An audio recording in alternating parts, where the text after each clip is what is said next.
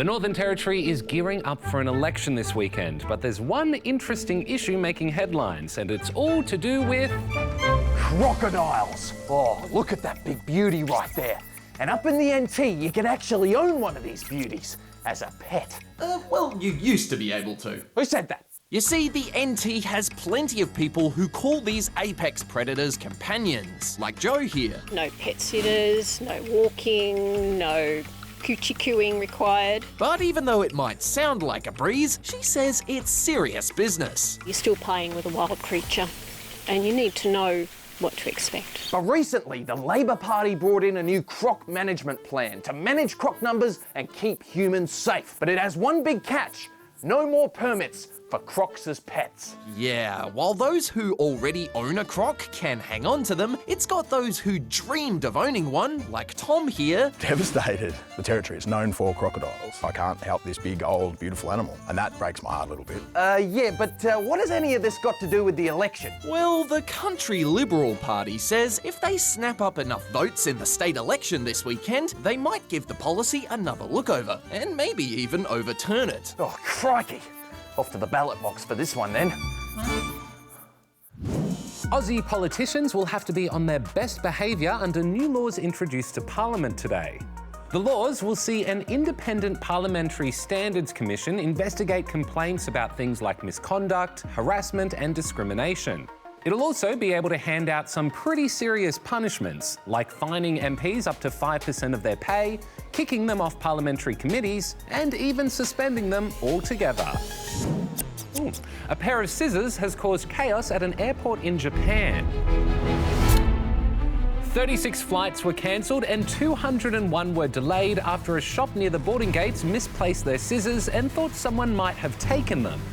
The security checkpoints were closed for 2 hours before the scissors were eventually found at the stall that reported them missing. Oops. Australian Sign Language, or Auslan, will soon be taught in schools in New South Wales, and Indigenous sign languages will also be part of the program. Here's Nat. At this school in Kempsey in New South Wales, students are learning sign language. I guess my favourite one is probably will be Deadly or something. Yeah, Deadly. It's something that's really important to Makisha here, who's one of the 43% of Indigenous people around the country who have hearing loss. It's hard to hear the teachers or my friends or something, so it's hard to learn in school. I just had to deal with it and maybe lip read. As well as learning Australia's main sign language, Auslan, these students are also learning Indigenous sign languages. We can focus solely on Auslan, but I know that there are many other sign languages in Australia that we have actually forgotten about. Because I'll be able to connect to my culture as well with the sign language and stuff. And soon, even more students in New South Wales will be learning them too, with a new plan to roll out both Auslan and Indigenous sign languages in all schools by 2026, something Makisha thinks will make a big difference.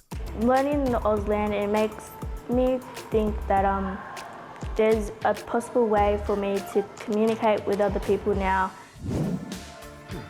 These next stories have me quoting the great Tina Turner. You're simply the best. You're simply the best. A bakery in Adelaide has been awarded Best Vanilla Slice at the Great Australian Vanilla Slice Triumph competition.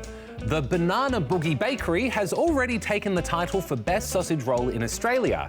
And now it's the first bakery in South Australia to claim Best Vanilla Slice. If you're a cat lover, this could be the best job for you. A family in Sydney has posted a job ad looking for someone to be a live-in nanny for their cat. The applicant must have experience caring for cats and will be responsible for providing the cat with food, walks, playtime, and of course, lots of love. And finally, this has to be the best place to visit if you're a fan of Nintendo. Located in Kyoto, Japan, the Nintendo Museum is expected to open later this year in October. Visitors will be able to marvel at past games and consoles, as well as a giant Nintendo controller. Well, that was the best of today, and we'll be back with the best of tomorrow. Bye-bye!